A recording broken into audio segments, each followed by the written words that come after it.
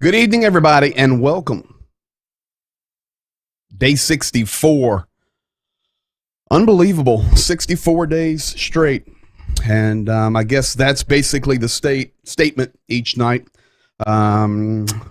So much to cover tonight. I need a t-shirt, a new t-shirt that says, "Isn't it amazing how much can change in 23 hours?" Because when we end the stream, 23 hours later, we start the next one, and it is absolutely unbelievable how much changes. Today is absolutely no different. I do have Zhenya with me tonight. We just recorded this, and he has fallen out into a coma. not a real coma, a sleep coma. But we were able to sneak a few minutes out, so this is about as live as we can get. We're going to plan to be live tomorrow night after he can get some rest. Let me give some shout-outs and some hellos. I see all of you guys jumping in here. Chuck Pinkham, God bless you at the prayer meeting out there in San Jose. Zinkster, welcome to you.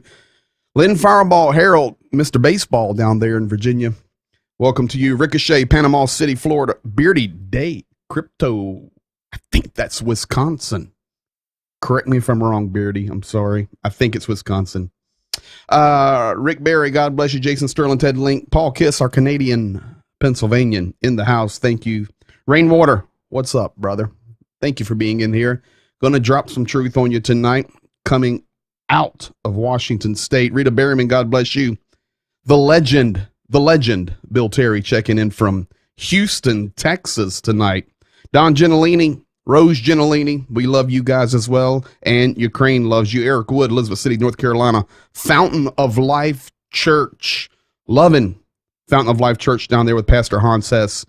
If you ever get into Elizabeth City, North Carolina, make sure you go to Fountain of Life. Kim Porter, Sharon Emmett, Nathan Fody checking in from, man, where are you at? I think you're like in Vacaville, California. I'm just guessing. I think so. Rissy Jones, God bless you. JDO, thank you for that video you sent me earlier. That was spot on. And for sure, Moldova's in the news tonight. And we're going to be talking about that more as the time unfolds. Medic Trevor, welcome to you, my friend. Bob Piccarilli, Sharpsville, Pennsylvania. And Raceland M, IA people are hanging together. You got that right. Welcome tonight. We got a good crew at IA, so thank you guys for being here. Michael Johnson, God bless you. And here we go, folks. It's time to get to it. That is correct. I nailed it. Man, I guessed. I mean, I knew you were in California, but all right. I'm in the spirit tonight, folks. Wilberforce, God bless you, and thank you guys for all you're doing. As always, folks, thank you for being here. Thank you for liking, subscribing, commenting, all of those things. It really helps the algorithms. And I can tell you, something has happened. No joke. I'm just going to tell you this. It's kind of strange. But once Elon Musk moved into the picture of buying Twitter,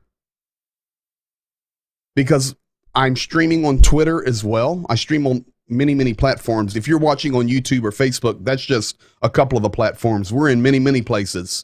But like the Twitter is starting to roll now with good responses, good conversation. People are sharing the video. They're messaging me. Had no clue these videos were up here each evening talking about Ukraine and trying to share the truth. I received a lot of encouraging messages through Twitter today. So that's really cool. Something's up in the water there. So that is exciting. See, Ricochet found you on Twitter. Awesome. Thank you. Something happened. I'm just telling you, because I do the analytics. I get all the reports, all that jazz, and something happened. So folks, we need our full hour tonight, and we're going to start. It's time to roll the man in. Yes, he is safely back home. Good morning. Good morning. How you doing? Doing great. Good. So I finished the trip I did plan, so I'm happy. So we are back in Khmelnytsky. Yeah, correct. Great. We did have another problem with the van. Yeah. We got the wheel fixed. Then we decided to lose the clutch. It's okay. We did fix it on the way. Good for you. Listen, here's the deal. We're getting a new bus. Okay. Точка. Okay. Хорошо. So, guys, remember, the Applebee's meal a week. We've got to buy a van. So we're going to jump on that yesterday. PK is already working on it. So we're going to get serious on that. And folks, when we get serious, as you know. So this is going to be imminent. So Zhenya, we're going to work on getting a new transportation vehicle. We can't continue this way. So that's that. That's on the side. Everybody's going to be excited about that. We'll walk this journey together over the next days and weeks, and we'll live that together each night. But let's talk about a couple of other things, and I'll let you get some sleep. You were going to go live tonight, but exhaustion from all of that traveling, which is understandable. The reality is we're 1 hour and 14 minutes prior to going live. And so this is just a little over an hour before we'll be live, and you'll be asleep then or watching. We'll see. We'll see. Trip was successful. Yes. We brought medicine. Mm-hmm. We brought shoes. We brought food, canned food, and the other kind of food. We brought some juices. I don't remember how many boxes of juice for kids, and other hygiene stuff. Medicines. Medicines for sure. Couple boxes of medicines. Great. Today, and we can go quickly. I've got a lot I'm going to cover tonight. Canada calls it genocide. Air raid sirens going everywhere. Khmelnytsky region was hit with missile strikes. Mariupol is a disaster. The title of the program tonight is The Changing Face of War. Moldova is changing their story now. The propaganda in Russia is bonkers. The Transnistria region is lost their mind. And we welcomed the UN General Secretary to Kyiv and the Prime Minister or President of Bulgaria by shooting missiles near them. And the Russian Orthodox priest is basically running Russia with Putin. And Britain's upset. We had a great day. A lot of things happened in the last 23 hours. Yes, correct. I mean, it's been a tough day, but good day. Yes. I think we're coming closer to situation, let's say, to the peak. Mm-hmm. I mean, it can be from 4 days. It can be in 2 weeks. Did you say to the peak or to peak? No, peak. Peak, Not okay. peak. Because tupik is a Russian word, means dead end. No. So I didn't think you meant to say that. Yeah. Here's the bottom line. We talked about it quickly with you on the side of the road. Mm-hmm. This is either getting ready to end quickly with a complete change or go way big. Meaning NATO and Europe. We're close. I think it's it's just my thoughts, but yeah. I think it will grow the next few weeks. It will grow, and if we will not, stop it in our prayers and the other ways, it can keep going month and month and month and month. Yes. I'm going to share in a little while. I think her name is Truss. She's the foreign secretary for Great Britain. She was point blank today. She said, Putin must be defeated. He cannot be rewarded for his aggression. It's not possible now, period. So it was a very, very direct statement. So I think you're right. You know, the title of the program tonight is The Changing Face of the War. We're 64 days. I'm going to show a graphic from a war map I showed on day 5 when you and I were live streaming together. And I have the same map to overlay on day 64 so we can see the territorial movements. It's reaching a critical time, but the changing face of war is this. Remember, before it started, forget all the stuff we know is the truth, meaning the war's been going on forever.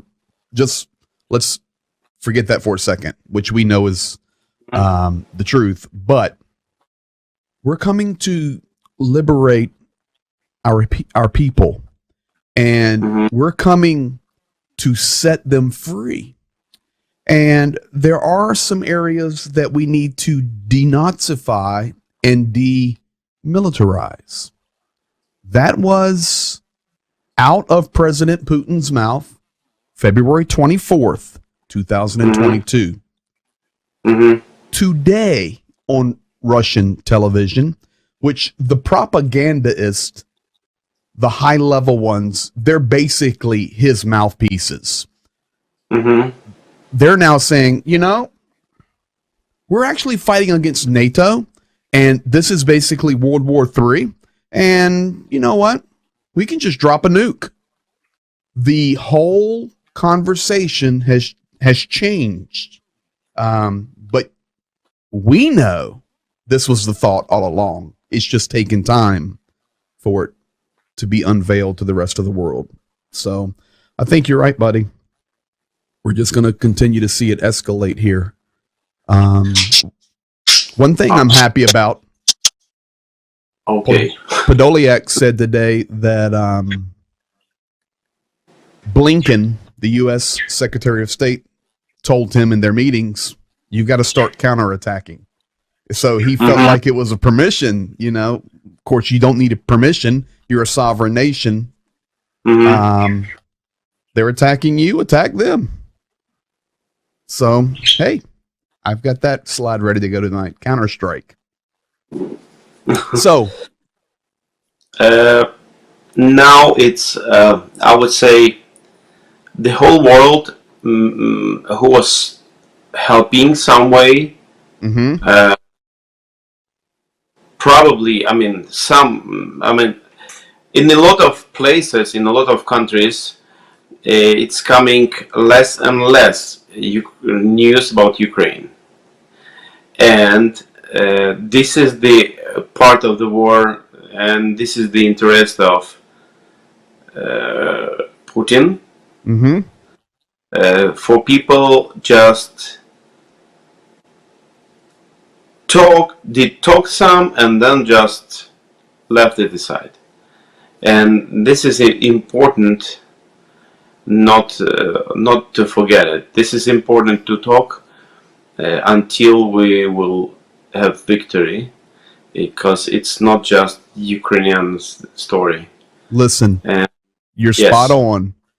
And we know that the strategy of Russia and Putin is for the world to kind of forget about what's happening in Ukraine now and just let them do their thing. We can see it. We see it, for the first 30 days of war, you had the big headlines and the big words on all the news websites, not just America, but the rest of the world, all following it. Now, those stories have went down on the page. The text is smaller because the attrition, or it's just day by day by day. And actually, this is the time where we cannot grow weary. This is the time where we must keep telling the truth. Because if we don't, what people don't understand is when the world does nothing or is quiet, Putin feels it's permission to do what he wants to do. And we can't have that. This is, he must lose, period. That's it. That's where we're at. This is not day 3 of the war where, okay, you know what? We shouldn't have done that. We're going home. Sorry. Here's $1 billion. Build your buildings back. Izvinichi, pожалуйста. No. We're in day 64. There is absolute genocide going on that the Canadian government today made an official declaration about. And there's no going back now for Putin. None. Therefore, we have to win. We have to win, and we have to stay together. Yes. And in Ukraine, we have to help each other here, and from outside, it's so important to continue encouraging, support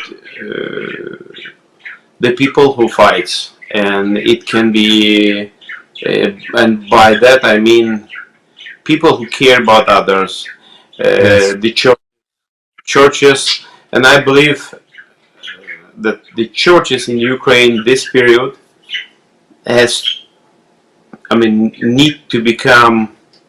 needs to become stronger with extra power and with some reserves, and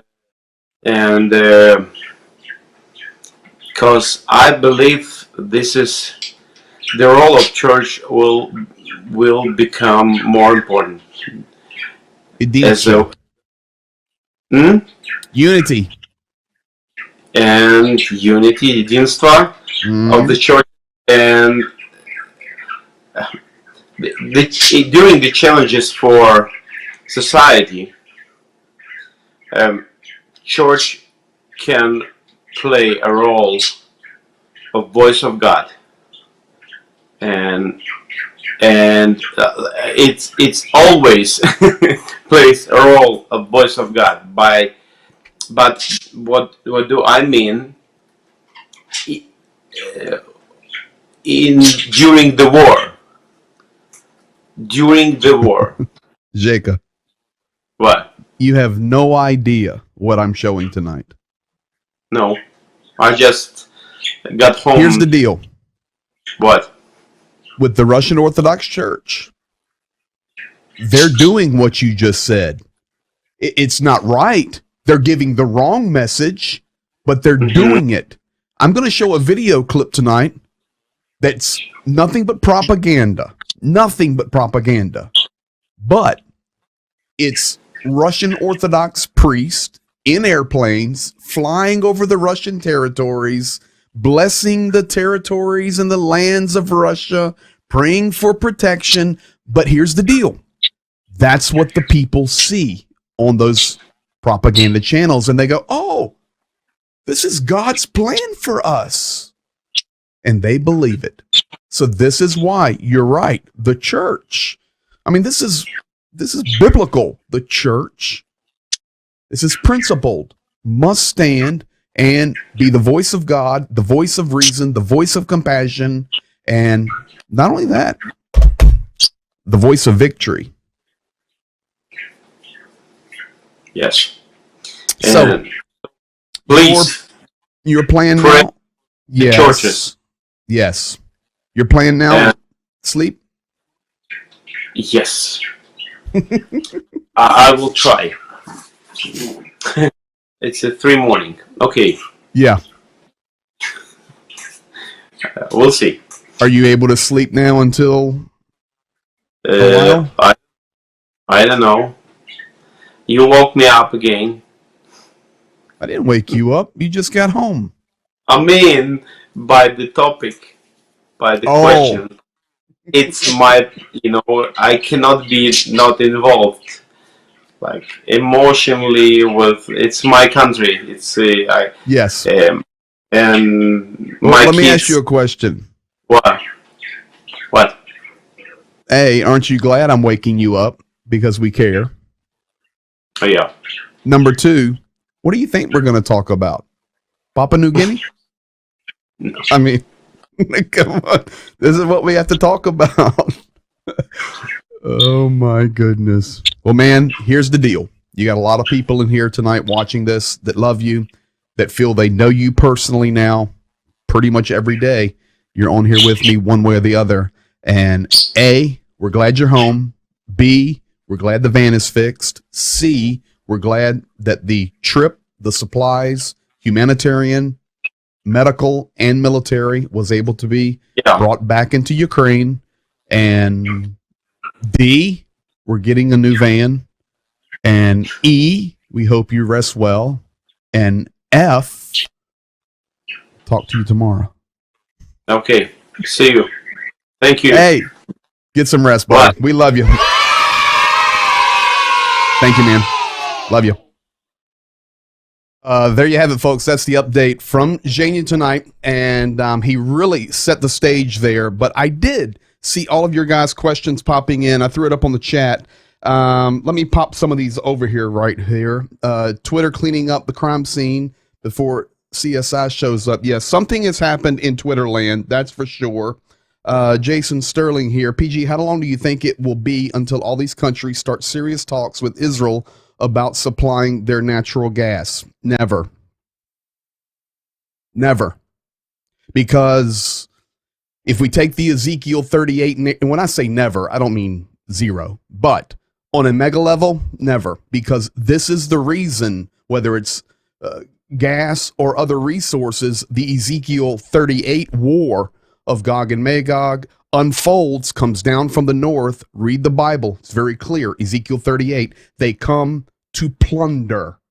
They come to plunder. And at that point, it will not be any other nation in the world that will get glory for what God is going to do. He said, I'm paraphrasing, I will stand up and show the world my greatness. So there has to be something there that the world wants. And that's very simple to see. So no, I don't think at all. Everyone's scared of Israel. So no. So Nathan Wright, this question, do you know anything about 10 Russian soldiers they called the Butchers of Bucha? Yes, I do. And it was not 10 soldiers. It was actually the 64th Motor Rifle Brigade. It's an entire brigade of 800 soldiers. That were doing all of the killing in Bucha, but not only in Bucha, also in all of those towns in the northern Kyiv region. If you want one other piece of news, the 64th Brigade, when they left, and those guys are the Butchers of Bucha, when they left, they went into Belarus, they turned right, they went over to Belgorod in Russia, they rested, they rotated them down to Rostov-on-Don, and then they came in westward. Guess where the 64th is right now? You guessed it, Mariupol. And then I saw the question here from Rick Berry. 2 questions if you have time. I heard the Azov has been hit by another Russian ship in Mariupol. Yes, Mariupol was demolished today. The Azovstal plant, which remember is huge. I actually have some video of that, and I have Palomar. Have you heard rumors that Russia is covering up the fact that Putin is ill? Yes, that is the big TikTok stories going on, the Facebook stories, all the rumors. It's everything from he has cancer to he has the flu to he has Parkinson's. I don't chase conspiracies. When we get some facts, we'll say it. But yes, that is a huge rumor out there that Putin is sick. And I remind you, guys, that also Hitler was sick. So we'll see what happens. Now, let me get to it because I have so much tonight and I want to get you guys and stay on our schedule for the hour. Thank you, guys. From Greenville, Pennsylvania, Rita Terry, Bishop Gary Bryant, and Janice Thomas watching the PG Experience. God bless Ukraine. Well, let's go, guys. That's my mother, my uncle, and my aunt. You guys get a cheer. If I don't cheer my mother, just shut the stream down and I might as well get on the airplane and head to Ukraine. So here we go, guys. Today, and of course, we have to, wipe out their faces. I put those marks there. A lot of the kids in our shelter, from Khmelnytsky, in our shelter, have been doing these pictures and drawings and sending them to the front lines. So really interesting. This is coming to the soldiers from kids that you guys are ministering to by being here on the stream and also with your finances as we are resourcing our refugee centers there in Khmelnytsky. So very, very cool. That's what's going to the front lines as well. Canada today, Jeremy Teeple, Paul Kiss, Canada today officially called the war in Ukraine genocide. That was a big deal. And a leader of nations that are calling it genocide. Canada making one of the first steps. Today, basically, Ukraine was under an entire air raid warning all day, all regions. In fact, earlier today, when Zhenya crossed the border into Poland, he was actually speaking with PK, and the moment he was speaking to him, he was trying to get some fuel at the gas station, as I understand, right at the border with Poland and Ukraine. The air raid warnings were going off, and Zhenya was able to translate for PK what they were saying. Grab your water, get to the shelters. You can't get fuel now. Get out of here. Da da da da. And got to experience it real time. And yes, that was right on the border. Today, many hits. We're going to start in the left. Khmelnytsky, our city, our base of operations, has been hit. 3 strikes today, confirmed. Infrastructure, as well as Shepatovka up north of it. Go right. Let's go up toward Kyiv. You guys have learned the map now. I'll make it a little bit bigger for you. Go up towards Kyiv. Fastov, which is a little town there below the blue circle, which represents the United Nations. I'll tell you why in just a moment. Was hit extremely hard today. Kyiv bombarded today. We're going to get to that story in just a moment.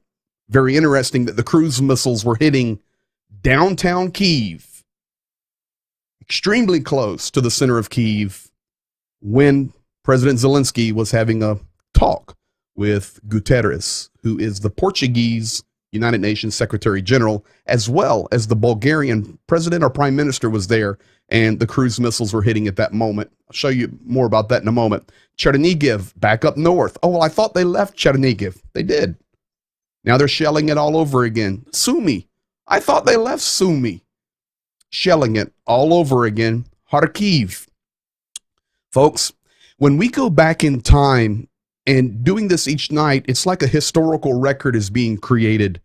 The beginning of the war, we were talking about 10% of Mariupol is destroyed. 25% of Mariupol. Folks, 50% of Mariupol is destroyed. Or right now, Mariupol's destroyed. Other than Azovstal, it's destroyed.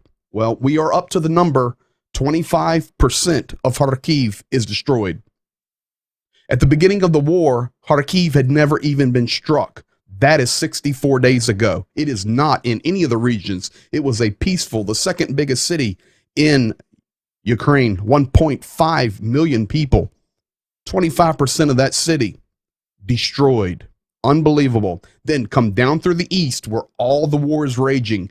Major hits today in Dnipro, Zaporozhye, Kramatorsk, Gorlovka, and then out toward Lugansk. Come down to the bottom, Kherson. I didn't even circle Mariupol. Yes, Mariupol was shelled and bombed today indiscriminately. Mykolaiv, of course, Kherson, and Odessa. All of these areas. No.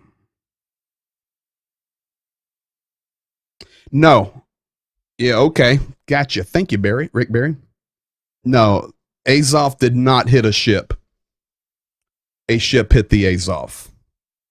BN. Thank you for that. With Biden pledging about $33 billion, will this escalate the war to nuclear level with Russia? We're going to talk about that in just a moment. And I saw your question in there everywhere about would Russia try to strike U.S.? Of course. Will it happen? Who would have thought we would be here? Let me give a big shout out right here. Jose, if I say your name wrong, forgive me. Jose Abo Zamarin.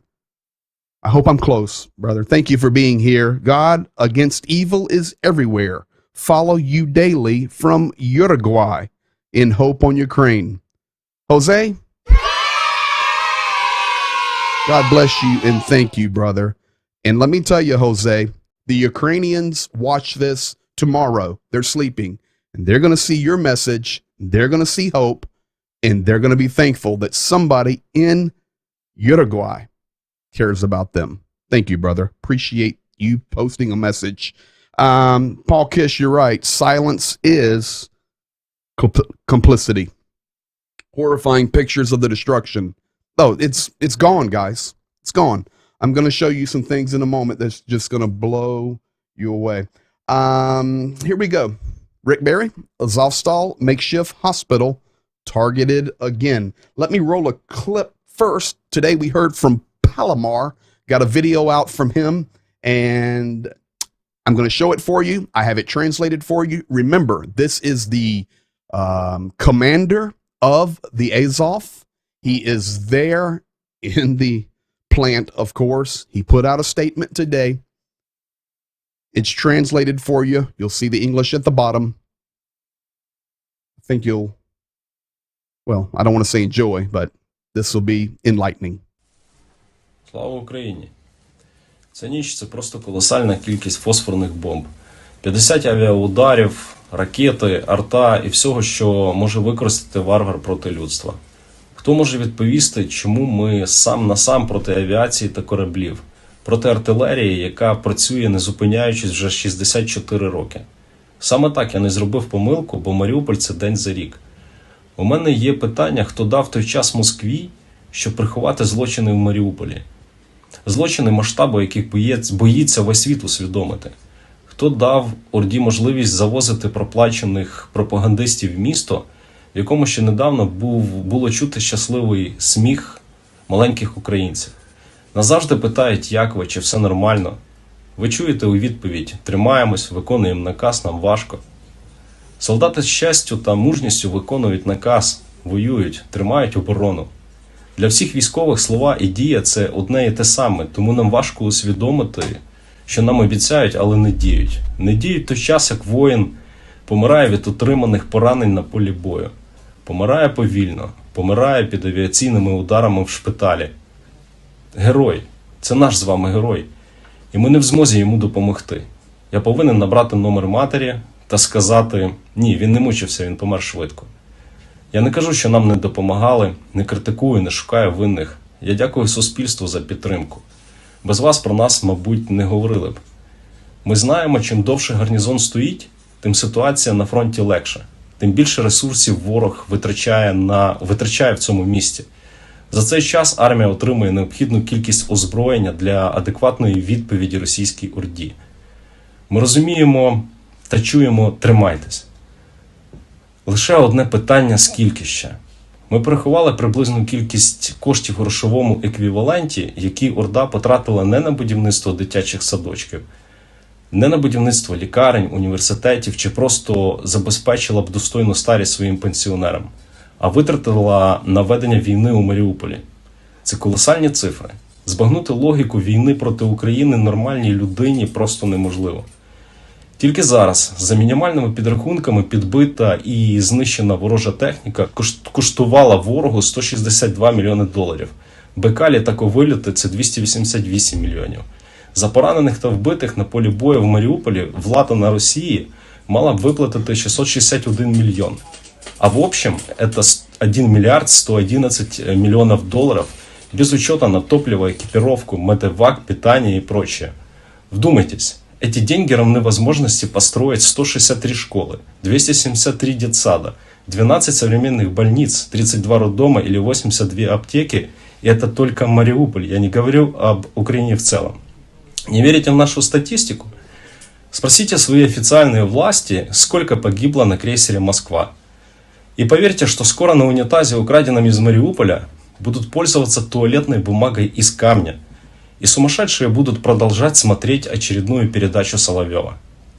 Россия забрала деньги у своих, разрушила будущее своих граждан, послала насмерть своих солдат, чтобы принести разрушение в Україну. Ради чого? Ми ніколи не зможемо зрозуміти їхніх дій, бо ми є інші. Ми не руйнуємо. Ми все життя будуємо та розвиваємо.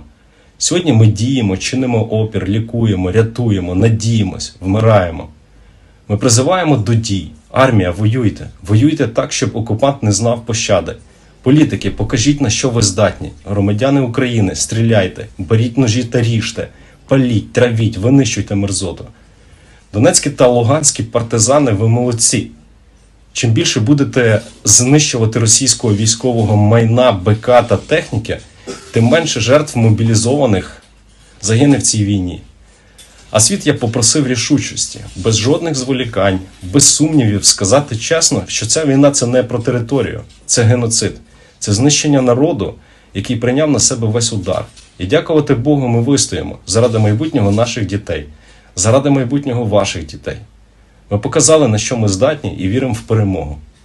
Я впевнений, що ви зробили все можливе, щоб солдати гарнізону Маріуполь побачили своїх рідних, вилікувались від ран та поховали своїх братів по зброї, щоб діти з підвалів Азовсталі бавилися з батьками на території, де кожну мить не сипляться снаряди.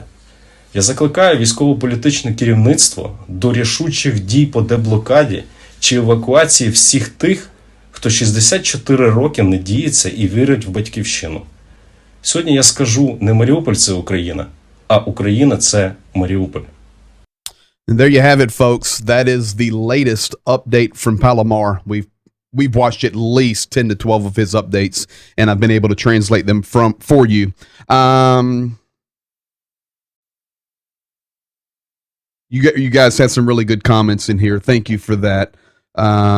Yes, sounds like they're trying to bury them alive with the phosphorus bombs. And I know, Nathan Fody, that you are a U.S. veteran, and we thank you for your service. And I know you know what you're talking about. You're right, Medic Trevor. The guys are good at working their streams, staying relevant. It's each day. Usually about 1 o'clock in the morning, I speak with Sergei Volin, who is the deputy commander of the 36th Brigade that is also under the Azovstal. Ricochet, you're 100% correct. Starlink has made much of this possible. And JDO, why cover up the faces? If you have the original photo, so does anyone else. That is true. But under the martial law, the Ukrainian government asked that when people share, even on, like I do, to please not show the faces, just in case. So, you know, Zhenya and all the crew there, when we are processing the information, we just make sure, just in case, because we want to cover all of our bases and be respectful to what they're asking us to do. The changing face of war. Here we have Zelensky on the left. We have Putin on the right. We're talking about that with Zhenya a little bit. So here's some of the changing faces. Moldova, as you know, the Transnistria region on the map I've shown you many times, the strip of land between Moldova and Ukraine. 1,500 Russian soldiers are there. It's getting ready to heat up there. There's no doubt about it. Unless things change quickly, there will be battling going on in the Transnistria. Moldova, who called after these events started unfolding 48 hours ago, called Russia and says, hey, remember, we are neutral. Please leave us alone. Last night, I showed you that the president declared that they do not even have an army. Moldova. Well, guess what happened today? Moldova will help Ukraine and join the sanctions against Russia. Guess you're not neutral anymore. Moldova will send qualified demining professionals to Ukraine to assist in clearing territory as well as humanitarian assistance to civilians. Guess you're not neutral anymore. Moldova will also support economic sanctions that the EU implemented against Russia. Maja Sandu, the president. Guess what? Moldova is not neutral anymore. They know. They absolutely know Russia's coming. And they know that they're on the border with their brothers and sisters in Romania. And Romania is a member of NATO.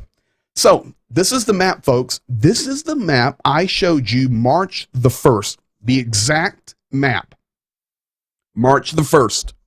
This would have been day 5 of the war. Zhenya and I were talking live. I went back and pulled this graphic. Day 5. We're now at day 64. Pay attention to the arrows. You see the movements of the troops. That was early on the days before Kyiv was blasted and the massacres in northern Kyiv, Chernobyl, Bucha, Bordyanka, all of these places happened. Irpin, remember all those cities? And look at the left. I mean, look at the south. Mariupol had hardly been invaded yet. Day 5. Today? You think that map's changed? Make it a little bigger for you.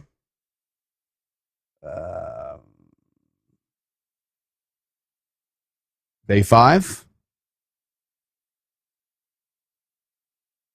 Day 64. That's the reality of what we're seeing. Sometimes it's hard to picture it as we go day by day, but day 5, I feel like I'm doing an optical exam. 1 or 2? 2 or 3? No. Day 5, day 64. So, folks, that's the reality. That's why we're here. That's why we're doing this. It's just, there's so many troops and so much equipment there. And I know it's so old. They have old equipment. They have old technology, but they have so much volume. So much. They've been preparing for this for decades. Referendums, remember? We talk about they're going to have referendums in these cities to have them officially break away from Ukraine and become a part of Russia through a referendum system, becoming a independent area. Well, they're changing that strategy. Now they're saying, Russia, that is, saying, I don't think we need to have a referendum. We completely control this territory. For example, in Kherson, beginning on May 4th, you will have to use rubles to pay for anything. This is Russia. Our flag is flying, so why have a referendum? We're just going to make Kherson and Crimea a new region. We're going to make Mariupol a part of the region with Rostov-on-Don. We do not need to do referendums. It's our territory. So this is what we are seeing is the possibility. Now, talking about Kherson, folks, you're talking about a mess. It's so bad in Kherson right now that the Ukrainian citizens who are there, because the Russian occupation is literally, it's a city of 300,000 people, have taken over everything. So the faithful Ukrainian people that are there living under the occupation, guess what they did in Kherson today? They caught their city on fire. That is today. That is Kherson. That is not from strikes. That is from Ukrainian citizens burning their own property down so that the Russians cannot have it. Folks, that's the reality of what's happening. It's time to get to these clowns.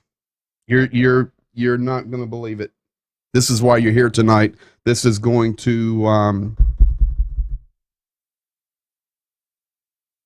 about a big salute from a vet?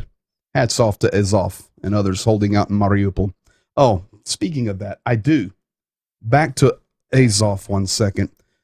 They struck the hospital indiscriminately today. Just going back to Mariupol 1 second. Here's about 30 seconds. You will see. And I've shown you video of way down in the bunkers. This is right after some of the intense strikes today. Don't worry. Nobody's expired or anything. But it just shows you the darkness, the cold, and what they're experiencing.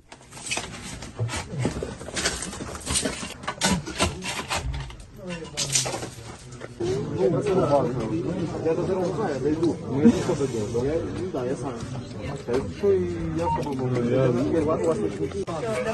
can just see it dusty. These are, they're working on people. This is unbelievable.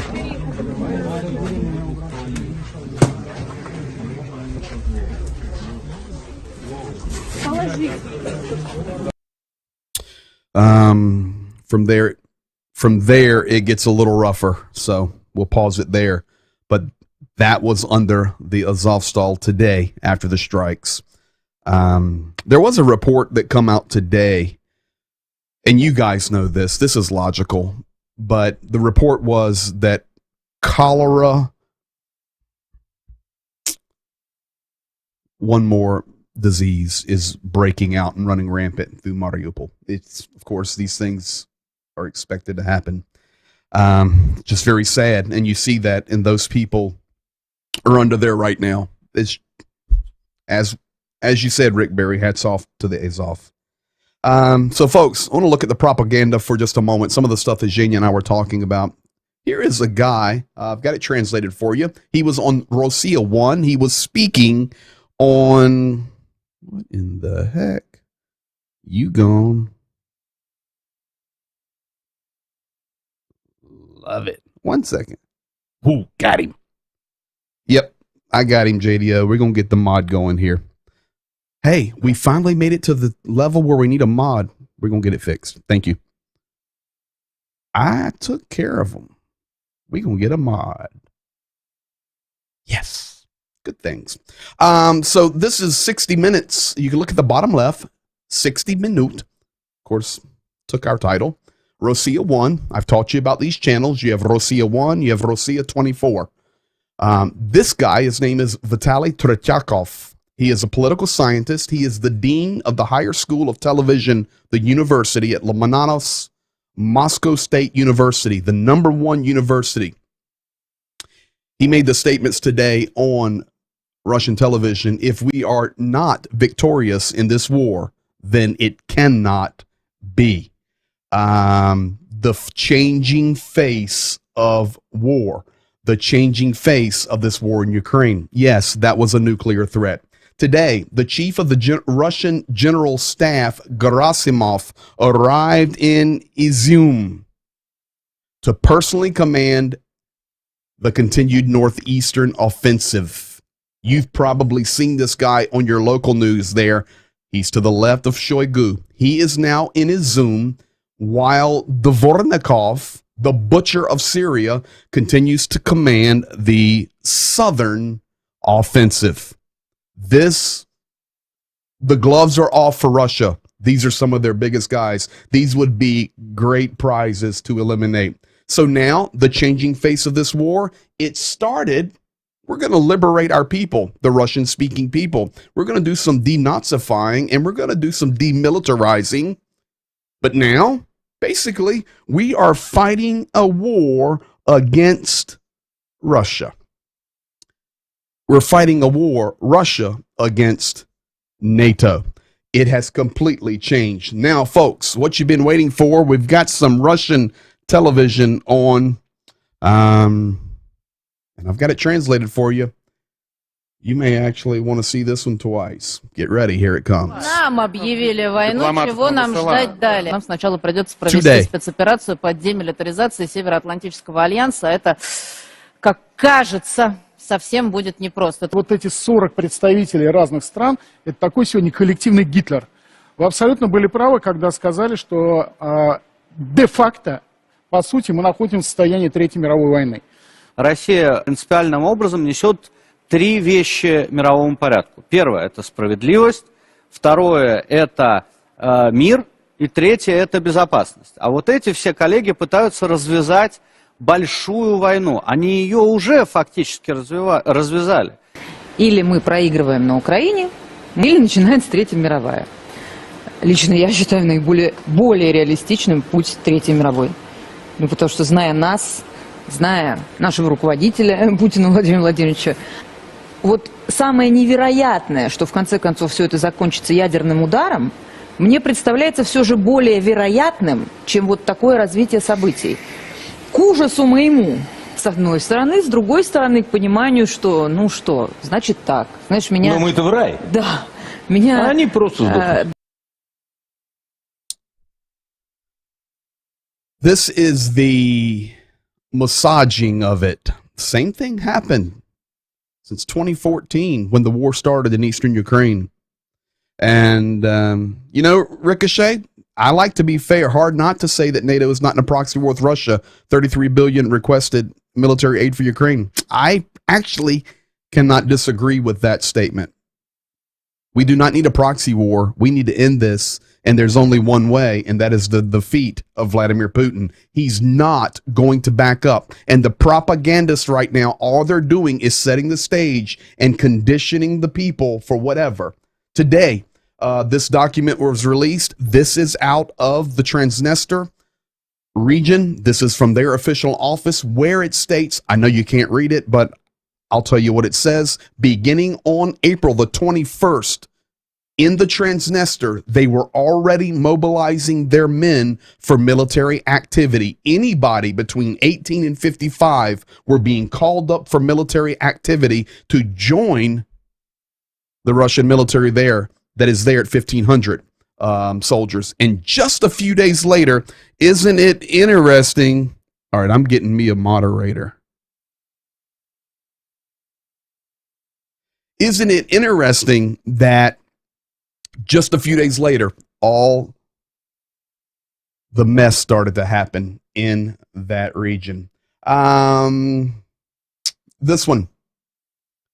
The missiles that struck Kyiv were big time and important today. There we go. Sorry, guys. We're going to get a moderator in here and take care of all this. The missile struck in Kyiv today, right as the UN Secretary Guterres was there and President of Bulgaria, the Prime Minister of Bulgaria. Podolyak, President Zelensky's spokesman, said missile strikes in the downtown of Kyiv during the official visit of Antonio Guterres, the UN, the day before he was sitting at a long table in the Kremlin, and today explosions are above his head. Postcard from Moscow, recall why Russia still takes a seat on the UN Security Council. Dmitry Kuleba immediately came out. The foreign minister said Russia struck Kyiv with cruise missiles right when the Secretary General and Bulgarian Prime Minister visit our capital. By this heinous act of barbarism, Russia demonstrates once again its attitude towards Ukraine.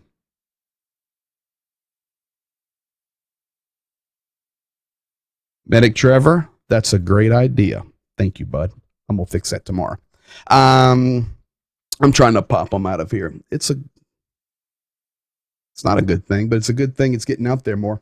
Immediately after the strikes on Kyiv, the UN Secretary General Guterres told the BBC that we are in shock. How can Russia launch a missile strike upon Kyiv while I am simultaneously holding war talks with Zelensky? Then Ben Brown, the guy that was talking to him, UN Secretary General, tells me he's shocked by Russia carrying out a missile attack on Kyiv while he's on the city for talks with President Zelensky. Ukraine calls it an heinous act of barbarism. Folks, it was absolutely intentional, and I'm going to show you now where that missile struck as we're getting ready to get out of here tonight.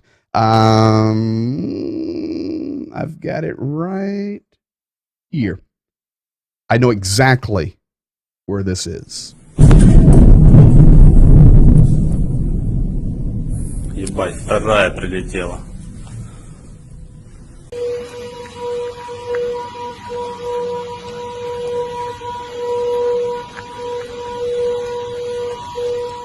Folks, I'm going to tell you where that was. I know exactly where that was by the location of one of the buildings in the back. Within a mile, maybe even a half of mile of where President Zelensky was speaking with Guterres at the presidential offices there in downtown Kyiv. I know exactly where that missile hit. You don't think that was intentional? Absolutely. And we continue to play around with Vladimir Putin. Counterstrike, Podolyak. So it comes out now that Secretary of State Blinken, actually told Ukraine while he was there that it's okay to do counterstrikes. Russia has attacked Ukraine and killing civilians. Ukraine should decide whether it needs to strike Russian military facilities at Secretary Blinken. Ukraine will defend itself in any way, including strikes on the warehouses, bases of the killers. The world recognizes this fight. And as I told you either yesterday or the day before, it was Ukraine that struck in Belgorod. We're going to close with this tonight, the power of propaganda. This is what Zhenya and I were talking about, and I had this video, show you about 40 seconds of it, and we'll get out of here on time. This is what's happening over. So I've shown you the Russian propaganda. And remember, Palomar, that is who he was talking about. If you were able to read the translation at the bottom when he spoke about Russian propaganda. You believe those people? That's who he was talking about, with those people discussing World War III, nuclear attacks, demilitarizing NATO. Secondly, Zhenya and I were talking about, right at the beginning, the Russian Orthodox priest literally flying over the entire land, blessing, protection, praying for their soldiers, praying that everything is successful. And who is seeing this? Every Russian citizen on the propaganda train. It is right here.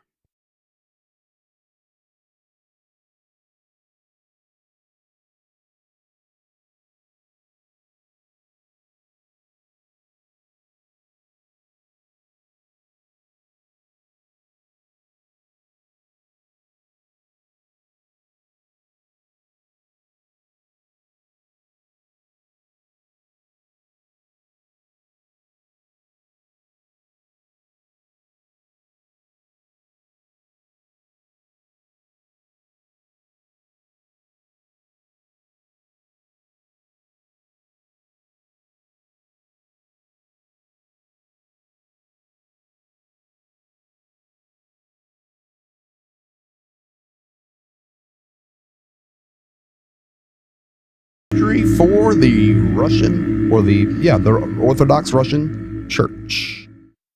That goes out to everybody, showing the blessing. Now, everybody says, hey, this is blessed. Everything's good. We're right where we need to be. That is the power of the propaganda. Do not think for 1 second that those two guys right there in that picture are not the forces behind this evil war. Vladimir Putin on the left, and the Russian Orthodox Patriarch, Muscovite Patriarch on the right. No question. Finally, the last statement that aggravated Russia today, 100%. Yeah, that plane of peace has rocket launchers on it. This is weird. Oh, Medic Trevor, this is why I try to teach you guys the culture.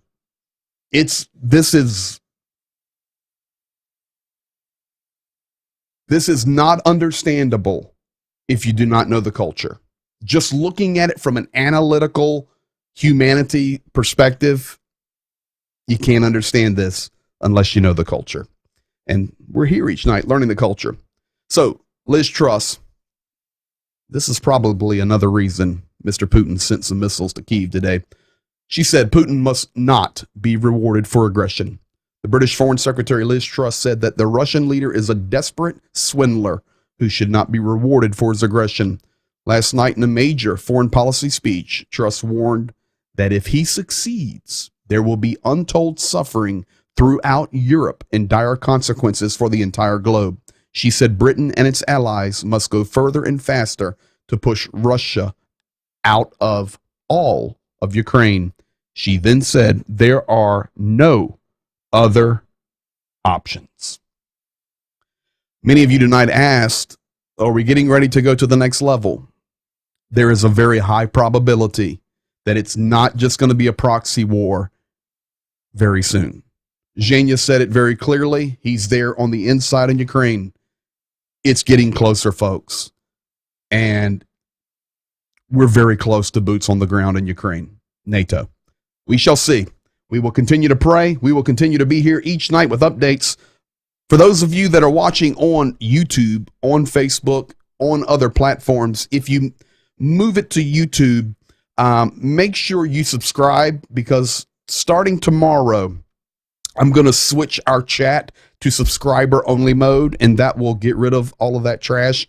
And I'm going to begin running a moderator. And these are all normal things, folks. Don't worry about it. This is the YouTube or Facebook. There's just people out there trying to scam. But we're going to fix it. And it's really good, actually, getting enough algorithms and analytics that they're hitting it. So we'll win. We know what to do. So thank you guys for your advice on that. If you watch on YouTube and you like chatting and being a part of it, make sure you subscribe to the channel. That way you can chat and talk and have a good time. Continue to pray for Ukraine. Thank you for your Applebee's meal a week giving to www.blwc.org. Remember, every penny plus goes to Ukraine. And right now, we're hunting for a van starting in the morning, and you'll be right in the journey with us. God bless you. Peace upon Ukraine. See you in 23 hours. Good night.